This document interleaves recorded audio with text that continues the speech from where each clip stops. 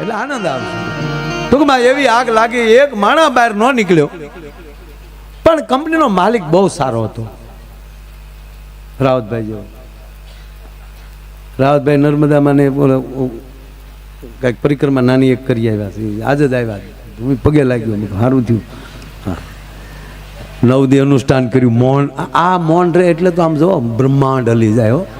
2 વાર તો ઇન્દ્રનો મને ફોન આવ્યો, મને કે ઇન્દ્રાસન લેવા નથી માંગતા. નહીં. હા, મને કે તમારા હાળા છે એટલે તમને વધારે ખબર હોય.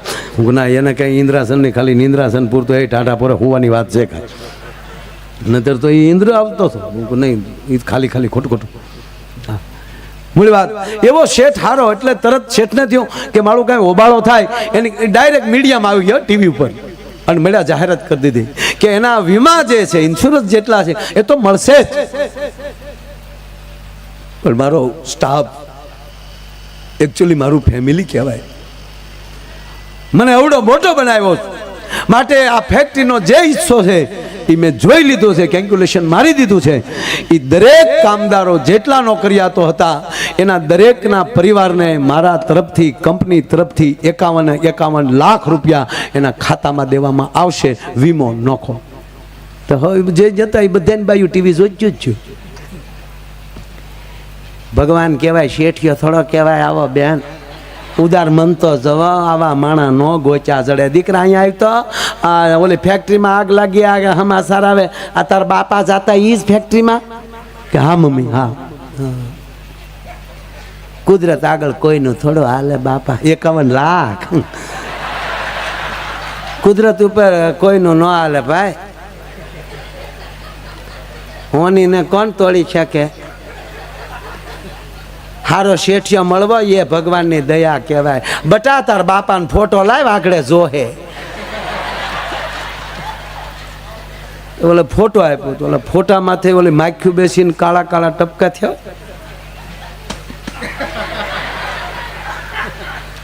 મને સપનામાં નહોતું મારે એનો ફોટો ધોવો પડશે. એ હરગમાં લહેર કરજો, એ હાથે હાથ ભાવ મળજો, આવી જ રીતે સટકી જાજો.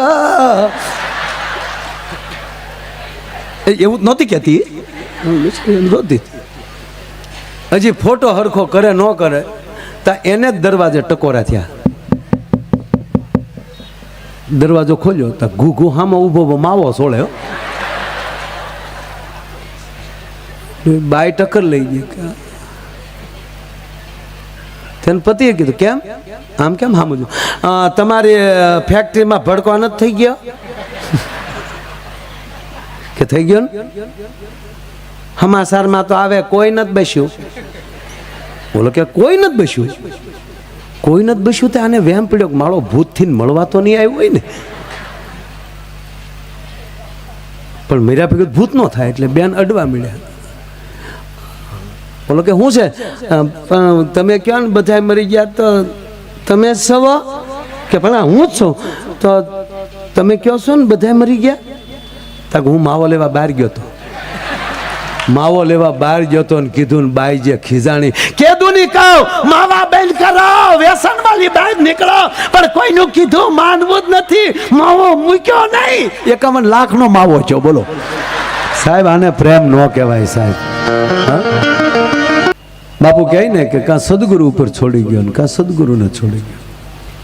આપણે બધા શું કરીએ? ટેસ્ટર અડાડીએ. મારું આમ થાય તો હાસું માનું. હા, તો આ મીરાના સબરીના બધા પાણીમાં ગયા ને. તારી એટલી વાત હાટું જોઈએ એ કરી નાખે. પહેલી વાત કે જ્યાં વીરતા હોય ત્યાં જ ભક્તિ હોય, ને ભક્તિ હોય એમાં જ વીરતા. આ દેશ છે આખો, ભલે પરદેશની કોઈ બાપુ ટીકા નથી કરતા આપણે, સારી વસ્તુ છે. પણ વાતમાં કોઈ આમ મોટિવેશન કાર કહીને આપણે એને એ બોલે ને, એટલે એ વાતમાં વચ્ચે અંગ્રેજી બોલે એને આપણે વીઆઈપી કહીએ.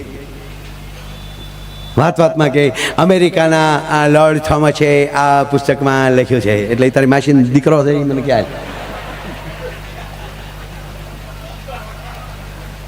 હાલો એ લોકો જો વાતમાં વચ્ચે સંસ્કૃત બોલતા જતા હોય અંગ્રેજી બોલતા બોલતા વચ્ચે સંસ્કૃત શબ્દ નાખતા હોય તો પ્રયોગ કરો.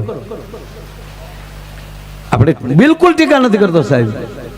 અહીંયા કલસરિયા સાહેબ ડોક્ટર બેઠા છે, આપણે બધું જોવું પડે સાહેબ.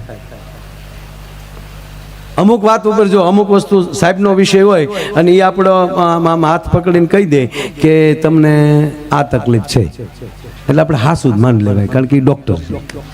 બરોબર? એમ કહે કે આ જામરાની જ ગાંઠ છે, એટલે આપણે હા શું જ માની લેવાય, એને તવે થો જ અડાડી દેવાય. મૂળ વાત કહું કે જે કોઈ, એટલે આ વાત અંગ્રેજી ભાષાની હું ટીકા નથી કરતો, પણ બાપુની કૃપાથી ઘણા બધા દેશમાં ગયો છું. જે મૂળ જે જ્ઞાની વસ્તી જે અંગ્રેજી ભાષા જેની માતૃભાષા છે, એમાં બાપુ એવું લાગે કે એમાં પરિવાર નહીં હોય. જો પરિવાર હોત તો એમાં એના શબ્દો હોત ને શબ્દકોશમાં. હાલો, એ લોકો કાકાને શું કહે, મામાને, માસાને, એ આપણે આમ ઘરે આવે ને એમ કે કોણ છે, તે મારા અંકલ છે, તો આપણે એને કોના ખાનામાં નાખવો, માસીના ખાનામાં નાખવો કે કાકીના ખાનામાં નાખવો?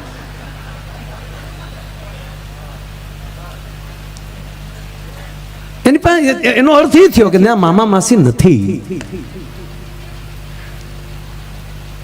માસીને શું કહે દીકરીઓ? અંગ્રેજીમાં શું કહેવાય માસીને? આંટી. આંટો. એકો 40 કિલોનો આંટો.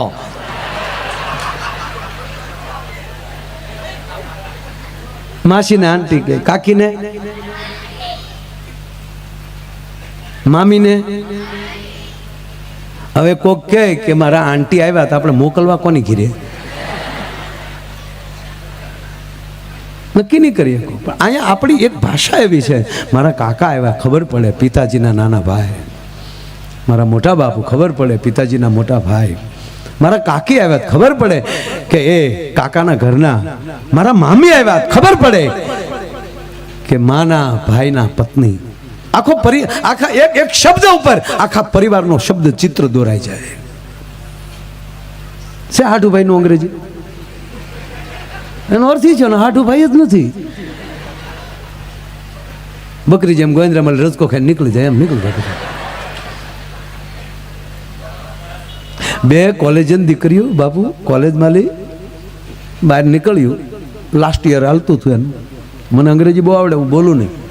ખરેખર બાપુ આખો પ્રોગ્રામ હું અંગ્રેજીમાં કરી શકું, પણ હું ન કરું. હા, જેટલો ભાગ છે ને આખો પ્રોગ્રામ ખેંચીભાઈ અંગ્રેજીમાં શીખી નાખું, પણ હું કોઈ દી સાળો ન કરું. હું કામ હામાં બેઠા કોઈ ન સમજાય આપણે હું કામ બળ કરવું જોઈએ બાપુ? હું અમેરિકા, હું આમ એરપોર્ટમાં ઉતરું ને ઓલા બેઠો હોય ને ઇમિગ્રેશનમાં, મારો અંગ્રેજી નથી સમજી શકતો. હા ભાઈ હું હાય એ જે કહે ને હું શું કહે, યા દાંત કાઢવાનું બંધ કરું તો એને મોકો મળે ને, તે આમ દાંત કાઢીને કે ગો ગો ગો.